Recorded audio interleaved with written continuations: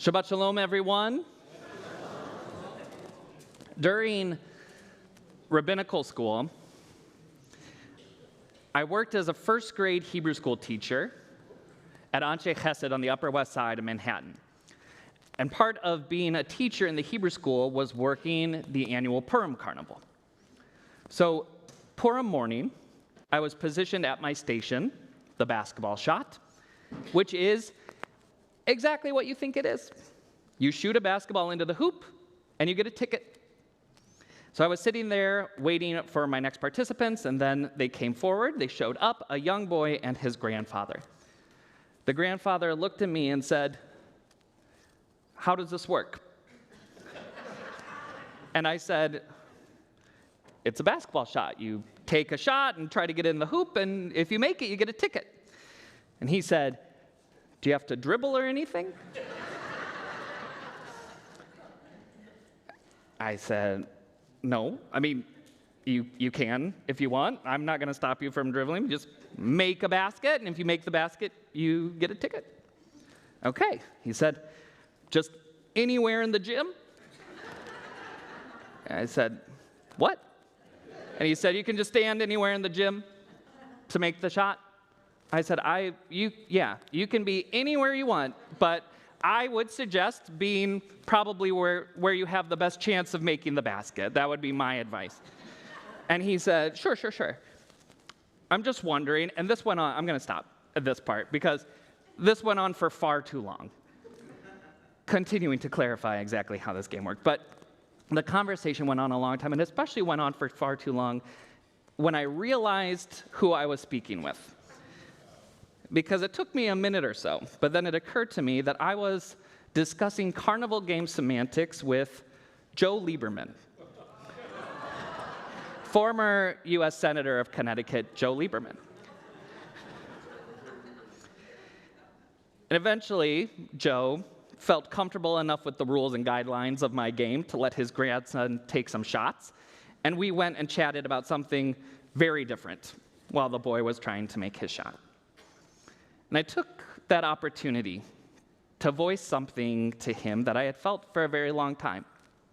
And I said, "Mr. Senator, please don't take this the wrong way, because I like you and I agree with so much of your policies and your thoughts, but for me, this is just my personal opinion, I just don't think it would be good for us, good for the Jewish people, to ever have a Jew as president." And I felt that at the time, because there is something, I think, deep-seated in this idea of Jews kind of not being in too prominent of a role. And he looked at me for a while, and he nodded, and he said, "I get that, but let me tell you something. The people who are going to hate us are going to hate us if we're quiet or if we're loud. They're going to hate us if we're involved or if we're completely on the periphery. Conspiracy theorists and bigots don't care about reality. They care about the stories that give answers to the challenging questions in their lives." And I have to tell you, that conversation was much better than the first conversation we had. Far more coherent.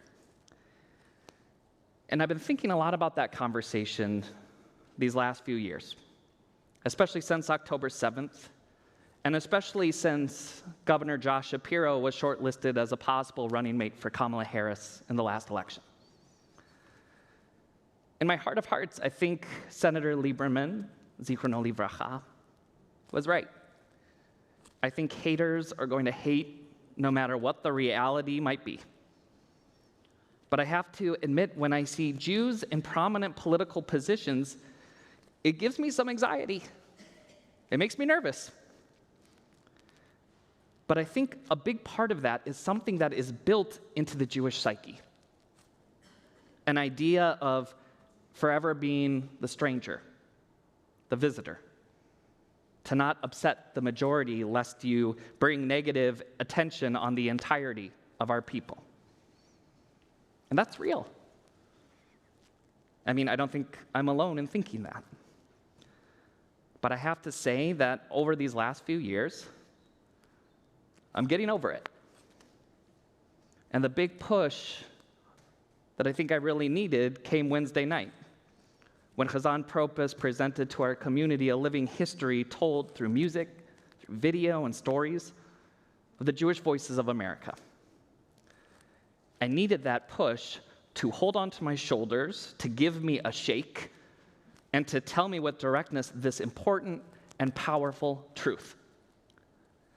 We are not guests here.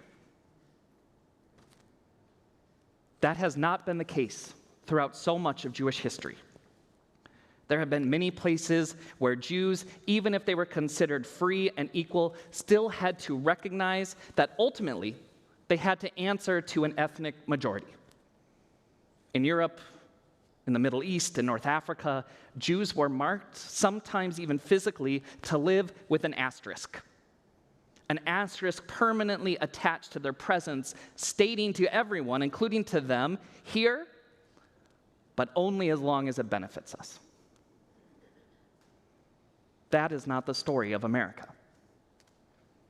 And as we celebrate today 250 years of American independence, we owe it to ourselves as Americans and as Jews to stand proudly for what we have given to this country and to bring an affirmation to anyone who needs to hear it that we are not guests here. Our hands, our sweat, our blood, our minds, and our hearts are stitched into the fabric of this nation. Like the Irish, the Chinese, the Italians, the Dutch, the Germans, the Poles, we have forever been an inseparable part of the American story. From revolutionaries and unionist soldiers to tailors and peddlers on the Lower East Side, from meatpackers in the heartland to prospectors and outfitters in the great expansion of the West, from East Coast shipping companies to the tech developments in Silicon Valley, from assembly line workers to artists, filmmakers, and as Chazan showed us Wednesday night, musicians of immeasurable talent and contribution, the American tale cannot be told without the Jews. We are not guests here. Jewish soldiers died fighting for freedom in every single war in American history. Jewish unions fought for workers' rights after the tragedy of the Triangle Shirtwaist Factory, creating safety measures and initiatives that have saved countless lives since. Jewish scientists and researchers created the polio vaccine, which was given away without a patent, so everyone could benefit from its life-saving efficacy. Jewish scientists invented the pacemaker and the external defibrillator, and countless medicines that have revolutionized the battles against leukemia, gout, herpes, and more. We are not guests here. Jews have been at the vanguard of art and culture. American Jewish movies, plays, compositions, poems, novels, and paintings have touched the hearts and souls of hundreds of millions of people well beyond our nation's borders. Jewish food has made bagels with schmear and challah French toast staples at pretty much every breakfast establishment in the United States. We have given this country Jewish rye, matzo ball soup, babka, and deli sandwiches done right. And we have infused Americana with Yiddishisms so that even the anti-Semites can't escape using words like glitch, klutz, schmooze, or nudge. We are not guests here. But sometimes they can make us feel like we are. Hate is powerful. It tries to make us feel small, defensive, ashamed. It tries to make us question our worth, even when we know better.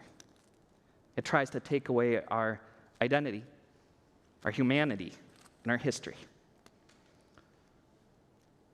But it can't, because we refuse to let hate tell us who we are. There's a lot of noise outside. It's noise we know from different places in our history. Noise about who belongs and who doesn't, who is loyal and who is not. And the newest rendition is who is allowed advocacy and who must submit to a different standard. And And you know what? That noise might have meant something before. Because those places in our history were precarious from the get-go. They contained asterisks that our ancestors couldn't erase. But here, we must not let the noise drown out the pride of who we are. Here, we must stand firm.